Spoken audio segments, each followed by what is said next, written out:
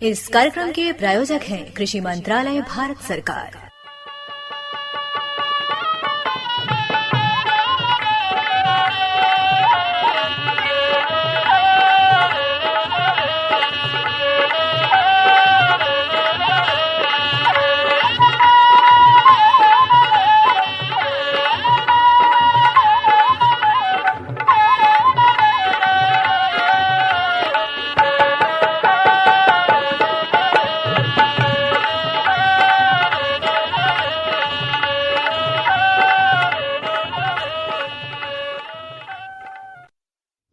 भैया बोला जय जवान जय किसान। बोला भैया। हाँ नकरू भैया। भैया और सुनाओ का हाल चाल बा? देखत है कि मौसम जैसे बदलल वैसे ही देखत है ओढ़ना कपड़ा परिधान सब बदल गल। हाँ भैया, वही में जनबा की चंदन टीका भी लगत हो भैया।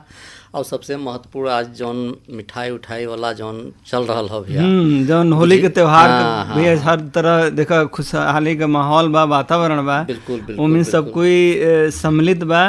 और समय गुजिया जौन बनत हो खोआ के भैया। हाँ। ऐसे एकदम तड़ाक से याद आ जात हो कि हम लोग के जौन घरे के अगर खोआ रहे भैया तो कितना बढ़िया हो। जो कि बाजार से कई लोग के चेतावनी भी आ रहा हो कि सतर्क रहा भैया, नकली चीज आ रहा हो, केमिकल चीज हो, हमें बिल्कुल मिलावटी चीज हो, ऐसे बचे के हो। बिल्कुल सही बात करते हैं। खोआ के बात आप करते हैं तो एक बात हमें ध्यान में आवत है भैया। बिल्कुल ये जो अपने गांव में पारंपरिक रूप से पहले किसान भाई लोग, ग्रामीण भाई लोग अपन भैया पशु व्यवसाय करत रहना है। बिल्कुल कहीं ना कहीं उसे अच्छा आमदनी उनके मिलत रहा। और हर व्यक्ति का सपना भी देखो भैया रहा कि कुछ न कुछ आमदनी करी खेती के अलावा।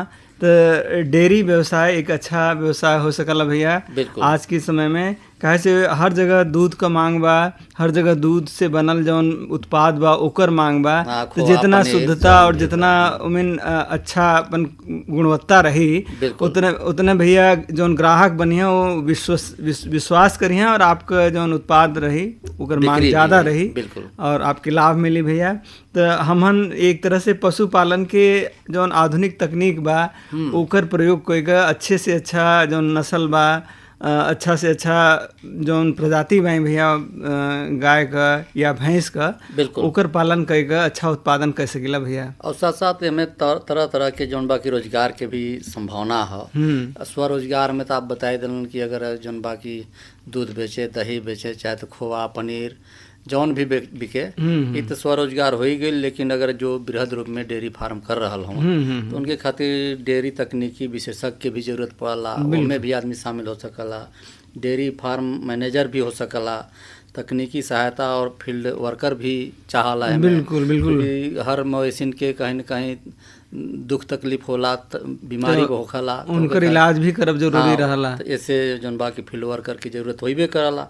और कोऑपरेटिव और सरकारी नौकरिया में भी जन बाकी हमें अधिक अवसर संभव बहा। बिल्कुल। और साथे साथे भैया जब गांव में हमन बाई तो देखा दूध संग्रह केंद्र भी खोल कर एक अलग से एक व्यवसाय हमन कह सकीला दूध आधारित, जौन की बहुत अच्छा संभावना बा। और अगर किसान भाई लोग एमें रुचि लेवत हैं तो अगर कुछ किसान भाई लोग उनके पास थोड़ा सा आर्थिक रूप से कमज़ोर रहना तो वो सरकार के माध्यम से भैया तमाम तरह से योजना चलत बा, जैसे नाबार्ड बा, राष्ट्रीय डेयरी विकास बोर्ड, जोने के माध्यम से सब्सिडी के आधार पर उनके लोन भी दे दिहल जाला भैया। और एक राष्ट्रीय डेयरी विकास बोर्ड बा भैया जो दूध उत्पादन बढ़ावे बदे और किसानन के प्रशिक्षण दे बदे स्थापित करल गल बा। तो हर तरह से एक तरह से जौन सरकार बा वो कदम बढ़ा दिले बा कि जौन किसान लोग रुचि लेवत हैं डेयरी उत्पादन में आगे बढ़ल चाहते हैं तो उनकी मदद करल जाए। बस एक कदम किसान भाई लोगन के आगे बढ़ावे बा भैया। बिल्कुल। अब किसानी खेती जहाँ हो रहा है तो वहाँ मवेशी रहला परे जौन अवशेष निकल बा फसल के भैया ओके खानगी में भी जौन बा की प्रयोग हो जाला और उससे जौन बा गोबर प्राप्त होला पर खेती किसानी में भी। तो इस तरीके एक पशुपालन और अनेक लाभ हो भैया। एक ऐसने जौन बाकी एक महिला सशक्तिकरण में सहायक पशुपालक मिल गिल रहें। अच्छा रूबी देवी, उनसे भी बात कही हुई हो भैया। अगर कहें तो जौन बाकी भैया इतना बढ़िया जानकारी बा और एक वो महिला होए के एक पशुपालन में अपन कदम बढ़ोले हैं। तो हम तो कहब कि उनकर अनुभव और जो जानकारी देवत हैं तो बिना देर के लिए आप भैया उनसे बात के शुरू करें। किसान भाइयों बहनों, वैसे तो खेती किसानी हम लोग का मुख्य धंधा है, लेकिन इसके बावजूद भी खेत में जीवांश की मात्रा पर्याप्त रहे, इसके लिए पशुपालन बहुत ही आवश्यक है। क्योंकि आज प्राकृतिक खेती की बात की जाती है और जो दिन प्रतिदिन जीवांश की मात्रा घट रहे हैं खेत में, उसकी पूर्ति कैसे की जाए, इसके लिए सलाह मिलता है कि जो है कि हम लोग के पशुपालन करना बहुत ज़रूरी है।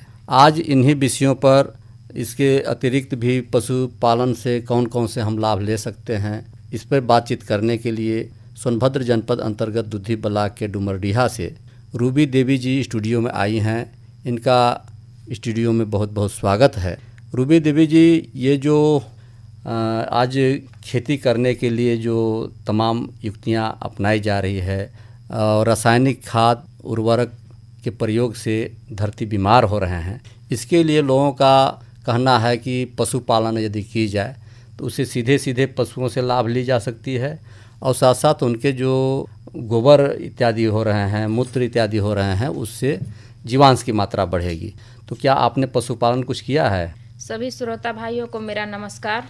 मेरा नाम है रूबी देवी, मैं दुधी ब्लॉक से आई हुई हूँ। देखिए भाइयों बहनों, जो हम लोग करते हैं, हम लोग के यहाँ हो रहा है, जैसे जैविक खाद जो गाय के गोबर से बनता है, जिसमें जैविक हर प्रकार से केचुआ भी हम लोग उसमें डालते हैं। 3 महीने के लिए उसको बोरी में पूरा 20 फीट लंबा और कम से कम 3 फीट चौड़ाई में उसको बनाते हैं केचुआ वाला खाद, जिससे गाय के गोबर से बनता है। अगर हम लोग गाय नहीं पालेंगे तो खाद कहाँ से बनाएंगे? इसीलिए हम लोग गाय पालते हैं। गाय पालने से हम लोग को 2 प्रॉफिट होता है। गाय से हम लोग को जैविक खाद बनाते हैं और दूसरा जो है हम लोग उसका थोड़ा थोड़ा रोजगार भी अपने, थोड़ा बहुत उससे हम लोग को 2 पैसा मिल भी जाता है। तो कै गाय पालन किए हैं? 2 गाय पाले हैं। अच्छा। और 2 बच्चे हैं। अच्छा। हाँ। तो दूध भी निकालती हैं? दूध भी निकालते हैं। अच्छा, कितना निकल जाता है? डेली का अगर दोनों गाय लग रही हो तो 10 लीटर निकलता है। और वैसे मतलब कभी कभी ये होता है, कभी 1 लगती है, कभी 2 लगती है। अच्छा, तो 5 लीटर एक टाइम में 5 लीटर देती है, दोनों टाइम मिला के 10 लीटर दूध। यानी कि बिक्री भी करती है? हाँ, बिक्री भी करते हैं। तो इसमें जो है कि जो हम लोग बातचीत कर रहे हैं कि खेती और पशुपालन दोनों एक दूसरे के चूँकि पूरक हैं, और सबसे महत्वपूर्ण बात है कि अगर कोई भी काम महिलाएं अंगेज लें तो संभवतः कार्य कुछ सरल हो जाते हैं। तो आज चूँकि पहले से जो प्रथाएं चली आ रही हैं कि जो है कि पुरुष कमाएगा तो सब बच्चे, महिलाएं इत्यादि घर पे बैठ के खाएंगे, आपका क्या सुझाव है? देखिए भाइयों, ये जरूरी नहीं है कि पुरुष ही कमाए और महिला बैठकर खाए। हम लोग का है, अगर पुरुष 2 कमा रहे हैं तो 2 हम भी कमाना सोचते हैं कि हम लोग भी हाथ बटाए, ताकि इस समय जो चल रहा है, अगर एक आदमी के ऊपर पूरा परिवार निर्भर हो तो वो आगे कभी नहीं बढ़ेगा। बिल्कुल बिल्कुल। आगे तो बढ़ नहीं सकता है, क्योंकि इतना खर्चा बढ़ रहा है। बच्चे कहाँ पढ़ रहे हैं, कहाँ से शादी होगा, कहाँ से, ये देखिए जेवर का समस्या इस समय कितना जेवर बढ़ा है। अगर बच्चे का शादी करना हो गया तो कैसे करेंगे? तो इसके लिए तो कमाना पड़ेगा। अगर पुरुष कमाए, सब महिला बैठ के बच्चे सब खाए, तो ये हो नहीं सकता है, असंभव है। वहाँ तक जीवन मतलब चलेगा, लेकिन आगे नहीं बढ़ेगा। काम चलाऊं जैसे बोलते हैं ना कि चलता फिरता है, चल रहा है तो चल रहा है। अब ऐसे अगर 2 पैसा वो कमा रहे हैं तो 2 पैसा ये कमा रहे हैं, तो उससे आगे आसान, मतलब जीवन आसान हो सकता है। तो गाय के अतिरिक्त और क्या पालन किए हैं? और बकरी भी पाली हूँ। अच्छा। मुर्गी भी है। हाँ, खेती भी करते। क्या बात है। तो इसमें जो है कि सब काम एक साथ कर लेती हैं? हाँ, कर लेते हैं। अच्छा। उसमें लेबर भी जहाँ जरूरत पड़ता है लेबर भी रखते हैं। हाँ, लेबर लोग भी काम करते हैं। तो ये जो पशुओं के देख रेख की बात आती है, जैसे गाय के, बकरी के और जो है कि मुर्गी का, तो ये इसमें कैसे देख रेख करती हैं? जैसे सुबह हो गया तो 2 घंटा मुर्गी में लग जाएगा, 1 घंटा गाय में। इसके बाद दोपहर में जो खाली होता है वो किसान बकरी, इसके बाद फिर दोपहर में जो खाली हो गया तो आदमी खेती भी कर लेता है। तो इनके जो लेड़ी होते हैं बकरियों का, उसका क्या उपयोग करती हैं? उसका खाद बनाने में ये होता है, उसका भी खाद बनता है। और वो तो बना बनाया खाद है खुद बकरी का। अच्छा। हाँ, उसको अलग से सड़ाने गलाने की जरूरत नहीं पड़ती है? गलाने की जरूरत नहीं पड़ती। कितने बकरियां हैं? मेरे पास 6 बकरियां हैं। अच्छा, तो उतना में काम चल जाता है? चल जाता है थोड़ा बहुत। जैसे कि बताए ना कि गाय भी रखी हूँ, बकरी भी रखी हूँ, मुर्गी भी रखी हूँ। मुर्गी का भी जैविक में भी आता है, उससे इससे भी ज़्यादा काम वो वाला करता है खाद के लिए। हाँ, तो ये तो निश्चित रूप से बहुत अच्छी बातें हैं। और सबसे महत्वपूर्ण जो है कि इनमें रोग व्याधि की बात आती है, सबसे बड़ी चीज़। क्योंकि पालन करना तो आसान है, लेकिन इसको सुरक्षित रखना और उसमें जो है कि उसको सही समय पर आहार दे पाना, ये सबसे महत्वपूर्ण बातें होती हैं।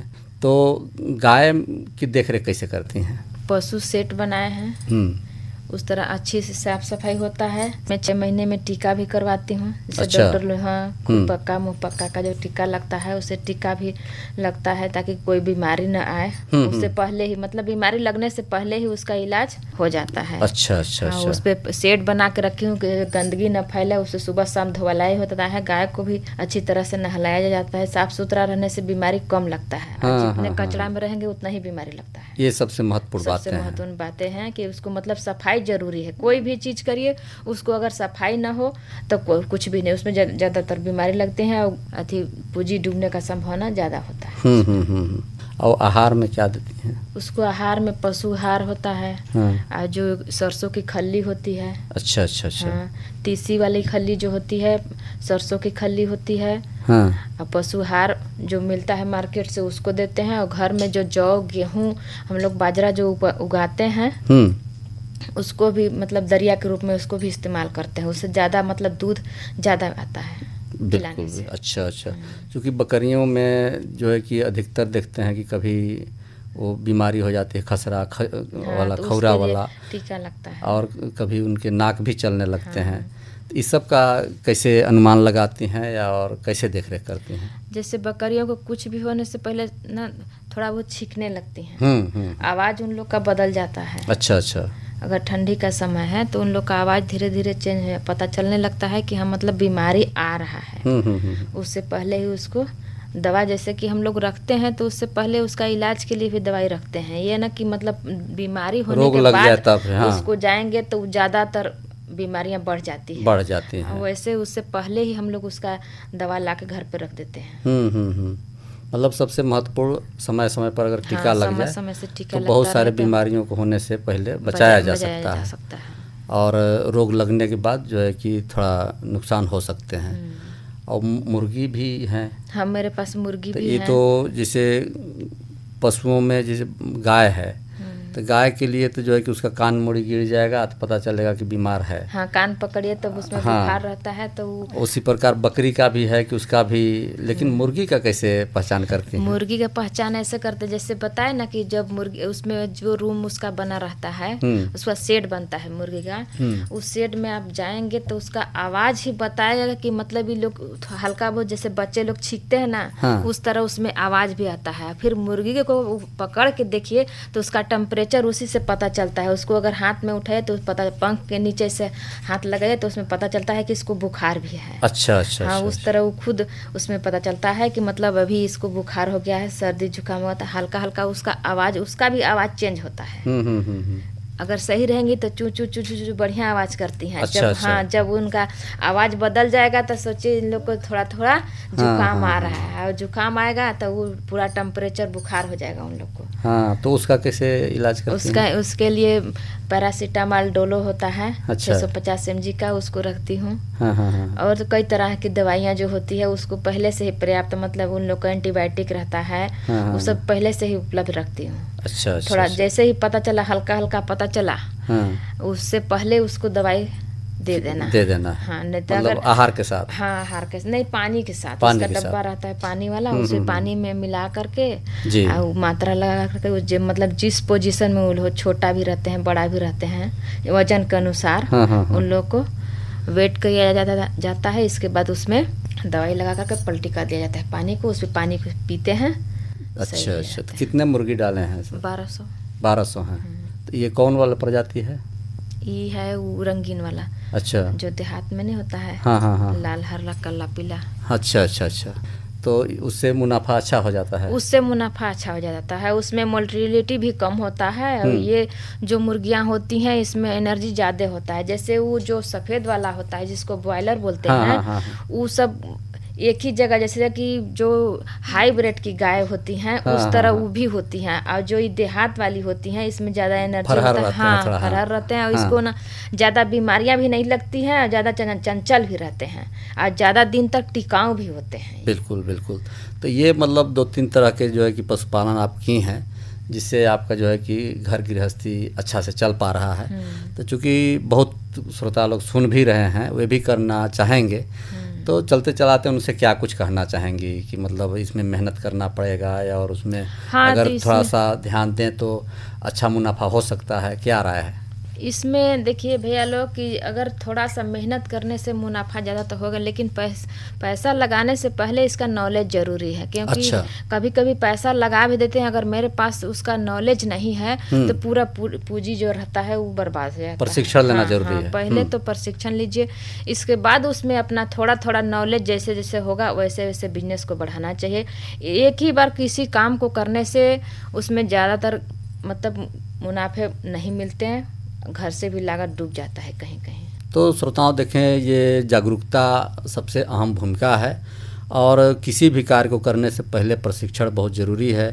पशुपालन के क्रम में जो इतना अच्छा काम कर रही हैं, बकरी पालन, गाय पालन और मुर्गी पालन, रूबी देवी जी, आप दुधी ब्लॉक के डुमरडीहा से आई स्टूडियो में, इतना अच्छा जानकारी दी, आपका बहुत बहुत धन्यवाद। हर जोखिम से निकल कर फसल आए, सुरक्षित हो जाए,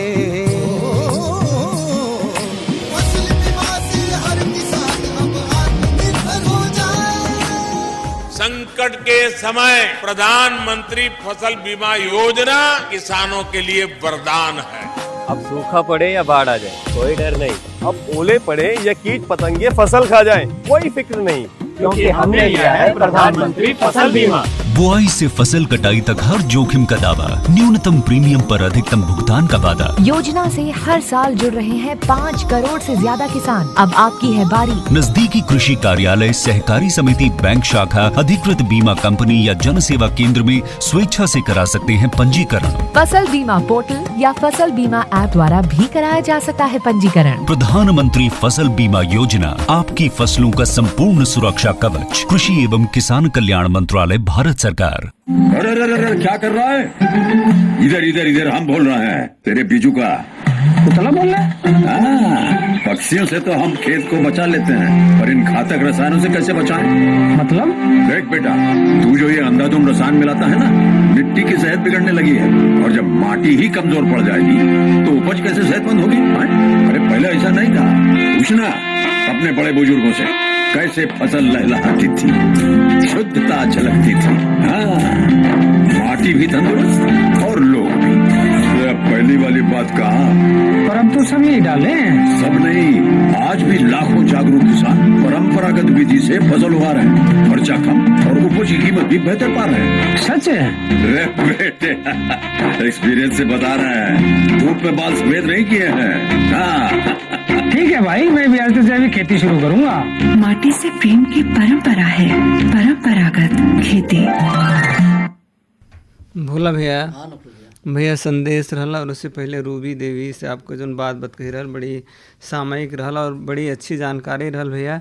और खासकर जौन महिला किसान बाई उनके बदे एक तरह से आदर्श कहल जाए तो भैया अतिशोक्ति ना हुई, और इतना बढ़िया बात कही बदे धन्यवाद दिहल जाए। और भैया हमन का आगे देखा मन मनसायन भी बा, और देखा थे आपके हाथ में पाती भी बा। कहाँ का पाती हो भैया?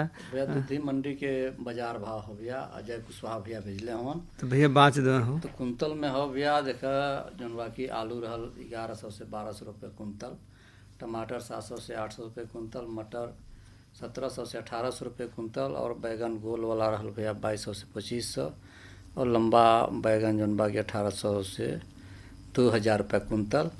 अब फूल गोभी भी कुंतल में ही रहल 1700 से 1800, पत्ता गोभी 1400 से 1500, गाजर रहल भैया 1600 रुपया कुंतल, खीरा 3000 से 3200, मूली 800 से 1000, धनिया पत्ती 800 से 1000 रुपया कुंतल, मिर्च 9000 से 10000 रुपये, शिमला मिर्च 3500 से 4000 रुपये कुंतल, करेला भी आज पड़ल रहे भैया 7000 से 8000 रुपये कुंतल, भिंडी 5000 से 6000, अदरक 5,000 से 6,000 रुपया कुंतल, लौकी 2,800 से 3,000, कोहड़ी भी पड़ल रहल भैया 2,500 से 2,800 रुपया कुंतल, सलजम 1,000 से 1,200 रुपया कुंतल, चुकंदर 700 से 800 रुपया, गोभी गांठ गोभी 1,400 से 1,500 रुपया कुंतल, पालक रहल भैया 1,000 से 1,100, और भैया कटहल रहल 7,000 से 8,000 रुपया, और सेम रहल 2,500 से 3,000।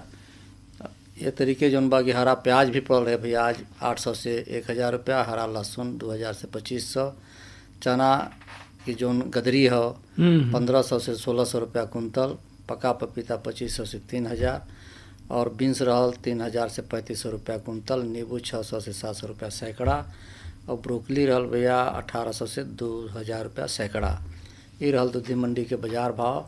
और अजय कुशवाहा भैया के धन्यवाद दिहल जाए, लेकिन झूरो झूर नहीं भैया। देखा हमन का एक तरह से जौन त्योहार बा त्योहार भी चलत बा, फागुन का भैया त्योहार, और देखा मृदुला चड्ढा और साथी लोगों ने एक होली गीत सुनावत हैं, तो हम तक आपके बिल्कुल सुनावे।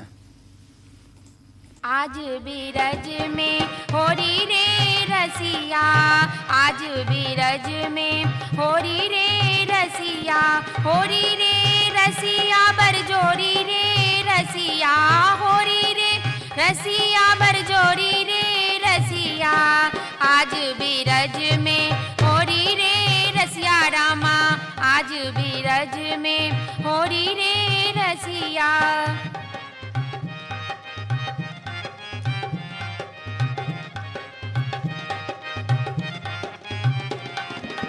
कौन गाम के कुंवर कन्हाई, कौन गाम के कुंवर कन्हाई, कौन गाम की गोरी रे रसिया, कौन गाम की गोरी रे रसिया, आज बीरज में होरी रे रसिया, आज बीरज में होरी रे रसिया।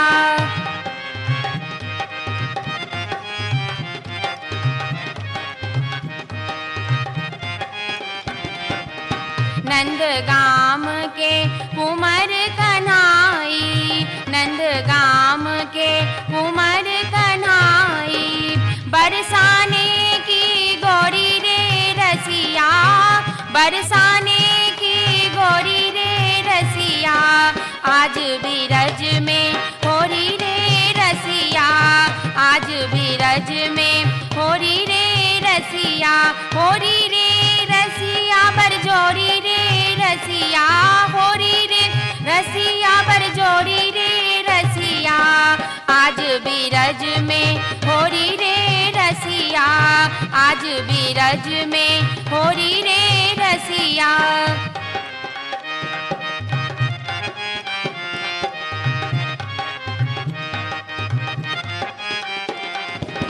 कौन के हाथ कनक पिचकारी, कौन के हाथ कनक पिचकारी, कौन के हाथ कमोरी रे रसिया, कौन के हाथ कमोरी रे रसिया, आज बीरज में होरी रे रसिया, आज बीरज में होरी रे रसिया।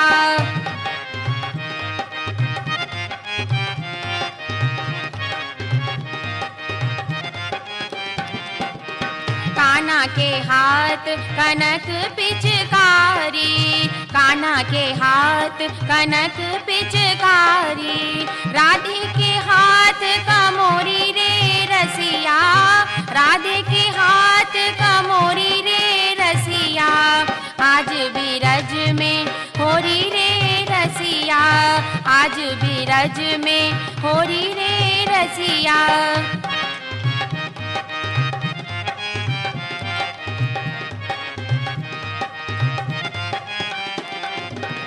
अपने अपने घर सौनिक सी, अपने अपने घर सौनिक सी, कोई श्यामल कोई गोरी रे रसिया, कोई श्यामल कोई गोरी रे रसिया, आज बीरज में होरी रे रसिया, आज बीरज में होरी रे रसिया, होरी रे रसिया बरजोरी रे रसिया, होरी रे रसिया बरजोरी रे रसिया, आज बीरज में होरी रे रसिया, आज बीरज में होरी रे रसिया।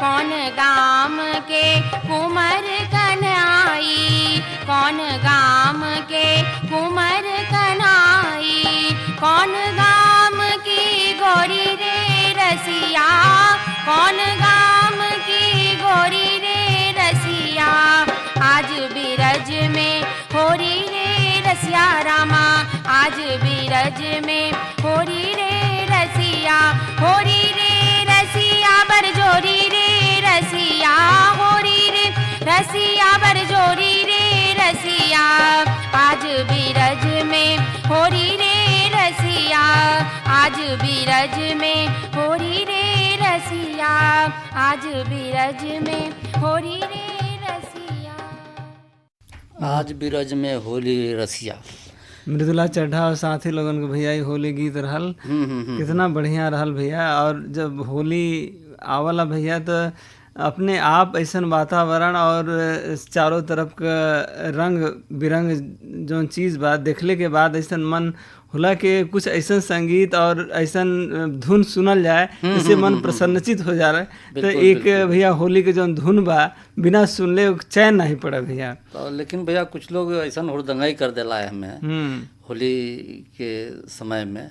कितना लोग तो जौन बा कि अपना कपड़ा तक फाड़ा फड़ी हो जाला, बिल्कुल कितना कीचड़ लोग फेंकाला। जौन की शुरुआतिये में जौन बा कि कभी बीच में बातचीत होत रहला हम लोग के कि खेले प्रेम के होली है, श्रद्धा भाव से, ऐसा न कि केकरो मतलब खुशी से केहू दूसरा के नुकसान पहुंचा जाए। और पारंपरिक जौन होली का रंग बा भैया ओके भुलाए के कुछ ऐसा चीज करे के प्रयास करल जाला जौन के जरूरत नहीं रहे, बल्कि अपने की भी नुकसान पहुंचाला दूसरे के भी नुकसान पहुंचावाला भैया। तो एक ध्यान होली खेलत के समय अपन किसान भाई लोग पंच भाई लोग ध्यान में रखें ताकि कोनो ऐसने समस्या का सामना ना करे पड़े जौन की होली जैसन त्यौहार में कोनो परेशानी में फंस जाए मुसीबत में। और देखा एक चीज़ हम और कहल चाह भैया कि किसान भैया लोगन के जौन मौसम बा ओकर भी हाल चाल जानब जरूरी रहला, काहे से कि कल का योजना उनके बनावे बदे जरूरी होला कि भैया कल का तापमान या कल का वातावरण कैसन रही।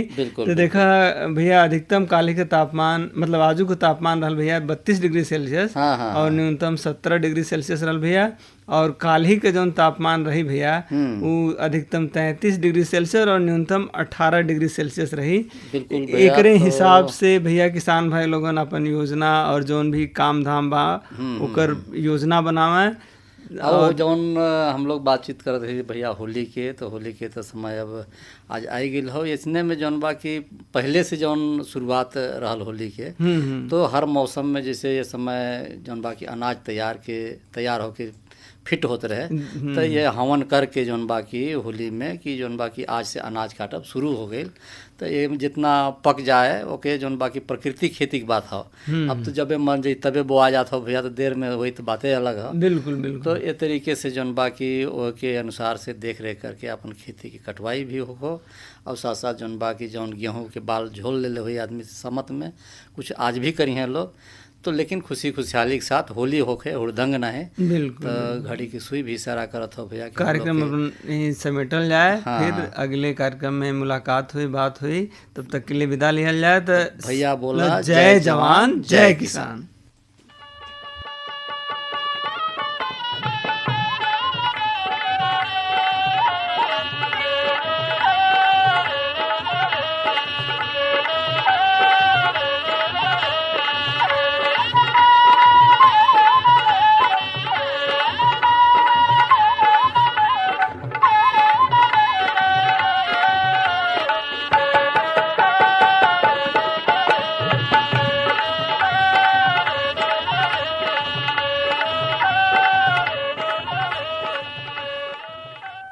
इस कार्यक्रम के प्रायोजक थे कृषि मंत्रालय, भारत सरकार।